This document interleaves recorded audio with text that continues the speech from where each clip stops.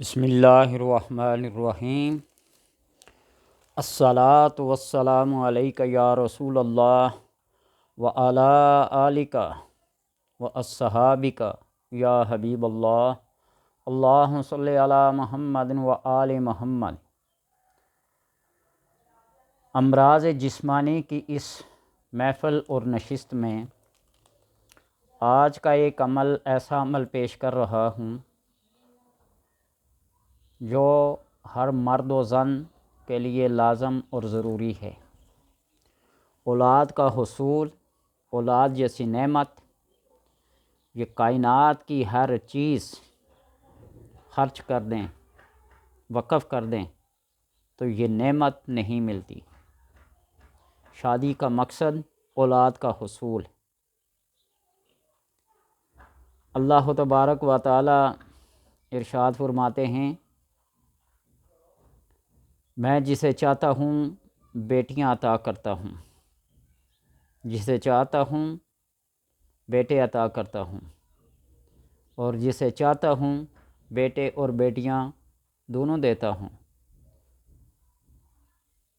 اور جسے چاہتا ہوں بانجھ کر دیتا ہوں، عقیم بانجھ کر دیتا ہوں۔ یہاب لمن یشاء اناثا ویہاب لمن یشاء ذکورا ویجعل من یشاء عقیما۔ لہٰذا اس استقرار حمل کے ٹھہرانے کا اور ٹھہرنے کا ایک خاص الخاص عمل ہے، مجرب ہے۔ کچھ عملیات ایسے ہوتے ہیں جو کسی صاحب نظر کی نظر سے کام کر جاتے ہیں، اور بعض ایسے ہوتے ہیں کہ ان کو ہزارہا مرتبہ آزمائیں، جب تک اللہ تبارک و تعالیٰ کی حکمت اور اس کی منشا، اس کی رضا نہیں ہوگی تو وہ چیز کارگر ثابت نہیں ہوگی، بیکار چلی جائے گی۔ میاں بیوی دونوں کے لیے 2 انڈے لے لیں، بوائل کر لیں انڈے۔ ایک انڈے پہ سورہ بقرہ کی پہلی آیت، بسم اللہ الرحمن الرحیم، الف لام میم ذالک الکتاب لا ریب فیہ ھدی للمتقین، اور دوسری آیت پر، دوسرے انڈے پر سورہ یاسین کی آخری آیت، فسبحان الذی بیدہ ملکوت کل شیء والیہ ترجعون۔ یہ سورہ بقرہ والی آیت والا انڈا لکھ کر مرد کھائے اور سورہ یاسین والی آیت کا انڈا عورت کھائے، اور پھر آپس میں ملاپ اور ہم بستر ہوں۔ اللہ تبارک و تعالی اپنے اس کلام کی برکت سے یہ معجزہ عطا کر دیتا ہے۔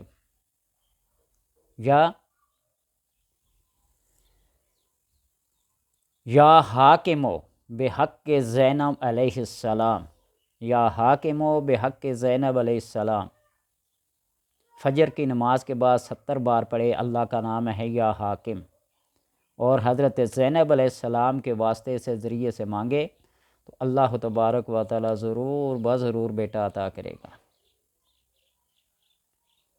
اور ساتھ یہ منت اور نظر مان لے کہ الہ العالمین مجھے بیٹا دے، اس کلام کی برکت سے، اس کلام کے وسیلے سے، پنجتن پاک کے صدقے سے، نام اس کا میں محمد رکھوں گا، یہ رکھوں گی۔ یہ منت ماننے سے اللہ تبارک و تعالیٰ کبھی پنجتن پاک کے قرآن کے کلام کے واسطے کو ٹھکراتا نہیں ہے۔ تو لہٰذا جو اس نعمت سے محروم ہیں وہ یہ نسخہ آزمائیں، اللہ تبارک و تعالیٰ اپنے کرم سے، اپنے رحمت سے یہ نعمت انہیں عطا کر دیتا ہے۔ اور میں خصوصاً ایک تعویذ دیتا ہوں جو باندھا جاتا ہے، اور اس کے اندر بھی یہی کلام لکھی جاتی ہے، رب لا تذرنی فردا صمدا وانت خیر الوارثین۔ یا خالقو یا باریو یا مصورو یا بدیو، یہ اس تعویذ کے چاروں کونوں پہ لکھا جاتا ہے۔ جس مرد و عورت کو اس نعمت سے محرومی ہو وہ رابطہ کر سکتا ہے اور تعویذ حاصل کر سکتا ہے۔ باقی جو وظیفہ بتا دیا، رب لا تذرنی فردم سمد انت خیر الوارثین، یا حاکم بحق زینب علیہ السلام 70 بار فجر کی نماز کے بعد، یا یہ انڈوں والا عمل پیش کیا ہے، اس کو اپنا لیں۔ اللہ تبارک و تعالی اپنی فضل و کرم سے یہ نعمت عطا کر دیتا ہے۔ اس کے علاوہ بے شمار عملیات اور وظائف ہیں۔ کس کے اوپر؟ کون سی؟ قرآن کی آیت، تعویذ، نسخہ عمل کام کرتا ہے، یہ اللہ تبارک و تعالیٰ کی حکمت ہی ہے۔ اس لیے جس پر جو کام کر جائے، بے شمار عملیات و وظائف ہیں۔ اور خصوصاً جب محمد صلی اللہ علیہ وسلم کا واسطہ دے کر ان کے نام کے اوپر نظر مان کر کوئی کام کیا جاتا ہے تو اللہ تبارک و تعالیٰ اسے رد نہیں کرتا۔ یہ بالکل 100% 100% درست بات ہے۔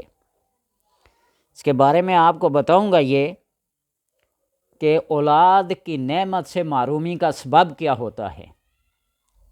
حضرت سلیمان علیہ السلام نے جنات سے 7 اسباب معلوم کیے تھے، اس سبب سے بیٹا پیدا نہیں ہوتا۔ انشاءاللہ آنے والی ویڈیوز میں ان کا ذکر کروں گا۔ میرا مقصد خدمت خلق ہے۔ اللہ تبارک و تعالیٰ کے حضور میں اپنا جبین نیاز جھکا دیں، عاجزی اور انکساری سے گڑ گڑائیں، اور استغفر اللہ ربی من کل ذنب واتوب الیہ، استغفر اللہ الذی لا الہ الا هو الحی القیوم واتوب الیہ، استغفر اللہ استغفر اللہ استغفر اللہ۔ اس کی تسبیح ایک پڑھ لیں، اور ہر کھانے پینے کی چیز پر دم کر کے پڑھ لیا کریں، کھا لیا کریں۔ اللہ تبارک و تعالیٰ اس نعمت سے کبھی محروم نہیں کرتا۔ حضرت امام حسن علیہ السلام کے پاس 4 سائل آئے اور مختلف سوال کیے، چاروں کا سوال مختلف تھا، اولاد کا، کھیتی باڑی کا، زمین کا، اور بارش کا، خشک سالی کا، قحط سالی کا۔